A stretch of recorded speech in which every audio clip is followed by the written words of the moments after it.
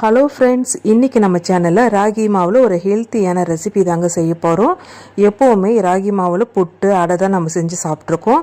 இந்த மெத்தடில் செஞ்சு பாருங்கள். குழந்தைங்கலேருந்து பெரியவங்க வரைக்கும் நல்லா விரும்பி சாப்பிடுவாங்க. இட்லி தோசை சாப்பிட்டு போர் அடித்தவங்களுக்கு ராகி மாவு இருந்துச்சுன்னா கட்டாயம் இதுமாரி செஞ்சு கொடுங்க. நல்லா விரும்பி சாப்பிடுவாங்க. டேஸ்ட்டும் சூப்பராக இருக்குங்க. வாங்க எப்படி செய்கிறதுன்னு பார்க்கலாம். கடாயில் கொஞ்சமாக எண்ணெயை ஊற்றிக்கலாங்க. எண்ணெய் நல்லா சூடான உடனே 1/2 ஸ்பூன் அளவு கடுகு உளுத்தம் பருப்பு சேர்த்துக்கலாம். கடுகு உளுத்தம் பருப்பு எண்ணெயில் நல்லா பொரியட்டுங்க. பொரிஞ்ச உடனே 1 ஸ்பூன் அளவு கடலப்பருப்பு சேர்த்துக்கலாங்க. கடலப்பருப்பு நல்லா கலர் மாறுற அளவுக்கு வறுத்துக்கலாம். அடுத்தது 1/2 டீஸ்பூன் அளவு சீரகம் சேர்த்துக்கலாங்க.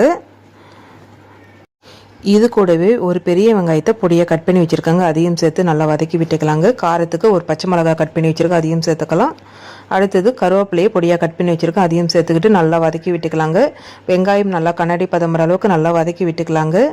அடுத்து நம்ம எந்த கப்பில் மாவு எடுக்கிறோமோ அதே கப்பில் நம்ம தண்ணியை சேர்த்துக்கணுங்க. நான் இந்த கப்பில் 1.5 கப் அளவு மாவு எடுத்துக்கிறேங்க. 1.5 கப் அளவு தண்ணி சேர்த்துக்கலாம்.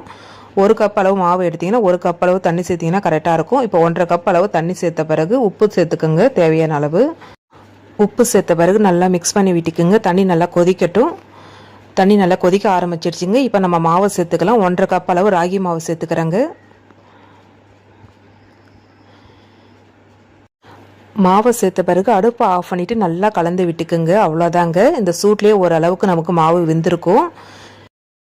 நம்ம சேர்த்துருக்கிற தண்ணி அளவு கரெக்டாக இருக்குங்க. இப்போ நல்லா மிக்ஸ் பண்ணி விட்டாச்சுங்க. இப்போ துருவின தேங்காவை சேர்த்துக்கலாங்க. தேங்காய் சேர்த்து செய்யும்போது நல்லா டேஸ்ட்டாக இருக்குங்க. அடுத்தது ஃப்ளேவருக்கு நறுக்கின கொத்தமல்லி தழையை கொஞ்சமாக சேர்த்துக்கலாம். இப்போ இது ரெண்டுத்தையும் சேர்த்த பிறகு நல்லா மிக்ஸ் பண்ணி விட்டுக்குங்க. சூடாக இருக்கும்போது நமக்கு உருண்டை பிடிக்க வராது, அதனால் கொஞ்சம் ஆறின பிறகு நம்ம உருண்டை பிடிச்சிக்கலாங்க. நல்லா மிக்ஸ் பண்ணி விட்டுட்டு கொஞ்சம் ஆற விட்டுடலாம்.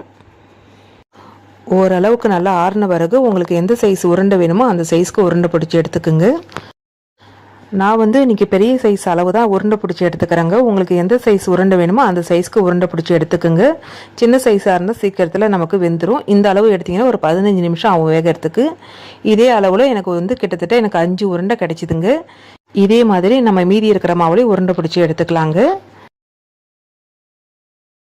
எல்லா மாவையும் நம்ம உருண்டை பிடிச்சி எடுத்த பிறகு இட்லி பாத்திரத்தில் தேவையான அளவு தண்ணி ஊற்றிக்கலாங்க. கிட்டத்தட்ட ஒரு 15 நிமிஷம் நல்லா ஆவியில் வேகணுங்க. அதனால் தேவையான அளவு தண்ணி ஊற்றிக்குங்க. இப்போ மேல் தட்டு வச்சுக்கலாங்க. நம்ம இப்போ ரெடி பண்ணி வச்சுருக்கிற உருண்டையை ஒன்றா சேர்த்துப்போம். இது வேகிறதுக்கு ஒரு 15 நிமிஷம் நமக்கு தேவைப்படுங்க. சின்ன சைஸ் உருண்டையாக இருந்தால் ஒரு 10 நிமிஷமே போதும். நான் இன்றைக்கி பெரிய சைஸ் உருண்டை எடுத்ததுனால ஒரு 15 நிமிஷம் நல்லா வேக விட்டுடலாங்க. இப்போ 15 நிமிஷத்துக்கு கழித்து நம்ம பார்க்கலாம். இப்போ ஓப்பன் பண்ணி பார்க்கலாங்க. நல்லா வெந்துருச்சு பாருங்கள்.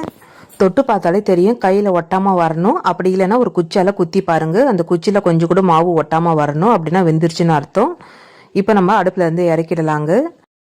இதோட டேஸ்ட்டு பார்த்தீங்கன்னா அட்டகாசமாக இருக்குங்க. இதுக்கு சைட் டிஷ் பார்த்தீங்கன்னா தேங்காய் சட்னியில் நல்லா தண்டி சட்னியாக அரைச்சி சாப்பிட்டு பாருங்கள், வேறு லெவலில் இருக்கும்.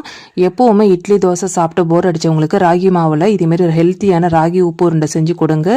இந்த வீடியோ உங்களுக்கு பிடிக்குன்னு நினைக்கிறேங்க. பிடிச்சிருந்தால் லைக் பண்ணுங்கள், ஷேர் பண்ணுங்கள், கமெண்ட் பண்ணுங்கள். மறக்காமல் நம்ம சேனலை சப்ஸ்கிரைப் பண்ணிக்கோங்க. பக்கத்தில் இருக்கிற பெல் ஐக்கானையும் கிளிக் பண்ணுங்கள். அப்போ தான் அடுத்தடுத்து போடுற வீடியோ உங்களுக்கு நோட்டிஃபிகேஷனாக வரும். நன்றி, வணக்கம்.